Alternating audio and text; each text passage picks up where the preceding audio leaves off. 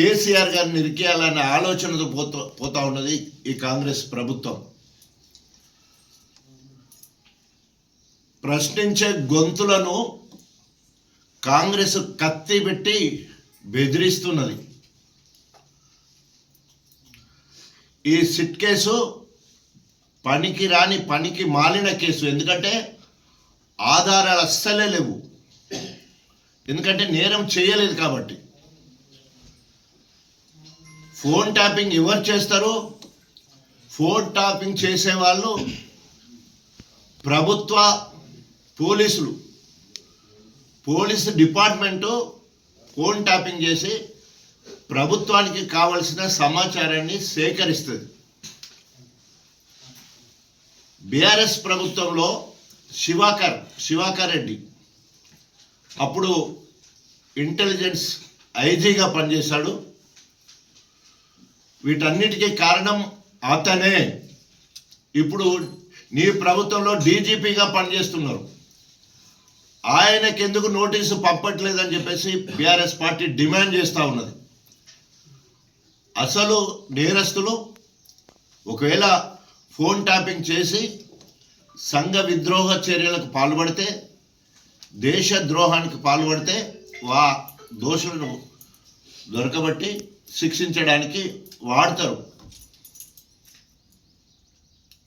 కానీ ఈరోజు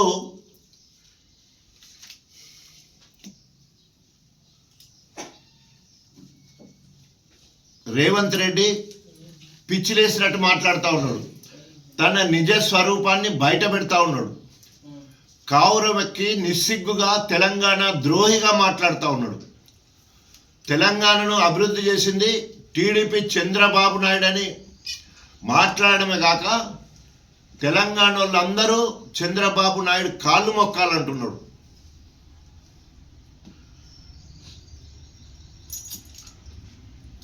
ఆంధ్రకు 600 నీళ్ళు ఇస్తాను అని చెప్పేసి నిస్సిగ్గుగా మాట్లాడుతూ ఉన్నాడు. ఇంకా ముందుకెళ్ళి తెలంగాణ రావడమే శాపము అని మాట్లాడుతూ ఉన్నాడు. దావోస్ వెళ్ళి తిరిగి వచ్చే వరకు ఇంకో వారం పడుతుంది కావచ్చు. హార్డ్వర్డ్ కూడా పోయి అక్కడ విద్యార్థిగా నాయకుడిగా ఎట్లా ఉండాలని నేర్చుకొని వస్తారని పోతున్నట్టు తెలిసింది. విదేశీ పర్యటన పూర్తి చేసుకొని వచ్చే వరకు ఇక్కడ మంత్రివర్గంలో ఉన్న మంత్రులందరూ కూడా గూడుపుటాన్ని చేస్తూ ఉన్నారు. రేవంత్ రెడ్డి ఏ రకంగా మంత్రుల ఫోన్ ట్యాప్ చేస్తున్నాడు. స్వయంగా ఉత్తమ్ కుమార్ రెడ్డి గారు, వెంకటరెడ్డి గారు ఎవరైనా ఫోన్ చేస్తే బాబు మాతో మాట్లాడకండి, సీఎం గారు మా ఫోన్లు ట్యాప్ చేస్తున్నారని మాట్లాడిన సందర్భం మనం ఇక్కడ గుర్తు చేసుకోవాల్సిన అవసరం ఉంది. ఇప్పుడు ఇంకా నిజానిజాలు తెలవాల్సిన అవసరం ఉంది. దోషులను శిక్షించే వరకు వదిలిపెట్టది బీఆర్ఎస్ పార్టీ. అంతేకాకుండా ఈరోజు ఏ రకంగానైతే అలివిగాని హామీలు ఇచ్చి అధికారంలోకి వచ్చినవో, మహిళలకు ప్రతి ఇల్లాలకు 2500 ఇస్తానన్నావు, ఇచ్చే వరకు పోరాడతాం. కళ్యాణ లక్ష్యంతో పాటు తులం బంగారం ఇస్తానన్నావు, ఇచ్చే వరకు పోరాడతాం.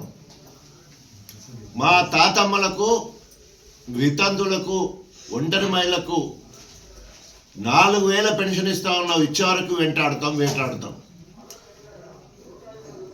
వికలాంగులకు 6000 పెన్షన్ అన్నావు, ఇచ్చే వరకు అడుగుతూనే ఉంటాం.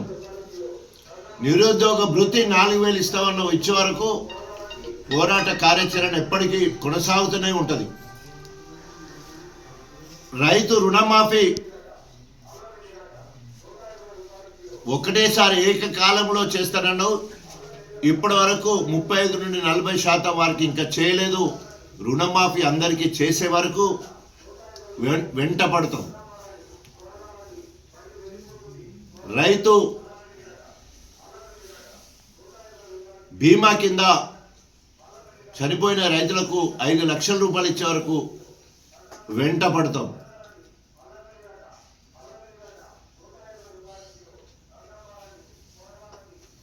పిల్లలకు రెసిడెన్షియల్ పాఠశాలలో దాదాపు ఇప్పటి వరకే 106 మంది చనిపోయిళ్ళు. వారికి ఇప్పటి వరకు మౌలిక సదుపాయాలు కరెక్ట్గా లేక, తిండి సరిగ్గా పెట్టక, వాళ్ళు ఉన్న రెంటెడ్ బిల్డింగ్లకు రెంట్లు ఇవ్వకుండా వాళ్ళు అరిగోస పడతా ఉంటారు. ఆ బిల్లులన్నీ విడుదల వరకు వెంటాడతాం. అదేవిధంగా ఆటో డ్రైవర్ల కోసము 12,000 ఇస్తారన్న సంవత్సరానికి 160 మంది చనిపోయిళ్ళు.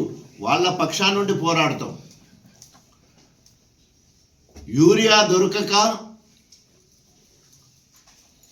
అదేవిధంగా పండించిన ధాన్యాన్ని కొనక అనేక మంది రైతులు పోరాటం చేస్తే వారందరినీ అరెస్ట్ చేసి జైల్లో పెట్టినాం. ప్రతి రైతుకు యూరియా అందే వరకు రైతుల పక్షా నుండి పోరాటం చేస్తాం. ప్రతిపక్షంగా మాది ముళ్ళుగర్ర పాత్ర.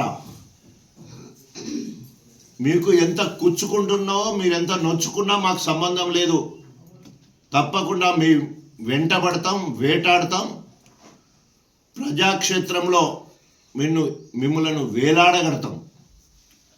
ఇప్పటికైనా డైవర్ట్ పాలిటిక్స్ మానుకొని ఇచ్చిన హామీలపై మీ దృష్టి సారించాలని చెప్పేసి, మీ తాటాకు చప్పులకు భయపడే వాళ్ళు ఎవ్వరూ లేరని చెప్పేసి హెచ్చరిస్తూ, ఇకనైనా మరి ఈ ఏసీబీ కేసులని, ఈడీ కేసులని, సిట్ కేసులని చెప్పేసి కాలయాపన చేయకుండా ప్రజాపాలన అందిస్తానని అధికారంలోకి వచ్చిన మీరు, ప్రజలు ఇప్పటికే చీకొడుతున్నారు. నెరవేర్చలేక డ్రామాలు ఆడుతూ ఉన్నారు. 6 గ్యారంటీలు, 420 హామీలు నెరవేర్చడంలో చిత్తశుద్ధితో ఇప్పటికే 2.5 సంవత్సరాలు అయిపోయింది. ఇంకా 2.5 సంవత్సరాల్లో పూర్తి చేయవలసిన బాధ్యత కాంగ్రెస్ ప్రభుత్వం మీద ఉన్నది.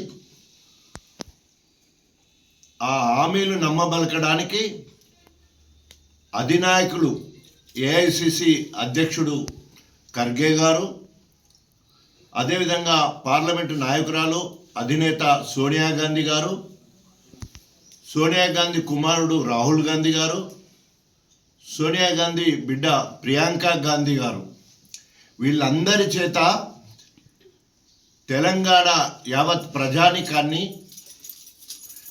నమ్మించి ఓట్లు దండుకొని ఈరోజు ఇచ్చిన హామీల గురించి మాట్లాడకుండా డైవర్షన్ పాలిటిక్స్ చేస్తూ బీఆర్ఎస్ ప్రభుత్వము 10 ఏళ్ల కాలంలో చేసిన అభివృద్ధి సంక్షేమాన్ని మర్చిపోయే విధంగా మసిబూసి మారేడుకాయ చేసే ప్రయత్నం, కక్ష సాధింపు చర్యలకు పాల్పడుతూ ఉంది. ఇప్పటి వరకు ఈ 2.5 సంవత్సరాల్లో ప్రత్యేకంగా కేటీఆర్ గారి మీద ఏసీబీ కేసులు, ఈడీ కేసులు, ఇప్పుడు సిట్ కేసులు, ఏ ఒక్కడి కూడా ఆధారాలు లేకుండా ఆరోపణలు మాత్రమే చేస్తూ రాక్షసానందాన్ని పొందుతూ ఉన్నారు. పోసి కాలబెట్టే వరకు ఇంకా ఎదురు చూడక బాధ్యతాయుతంగా ఇచ్చిన హామీలను నెరవేర్చాలని డిమాండ్ చేస్తూ ఉన్నాం.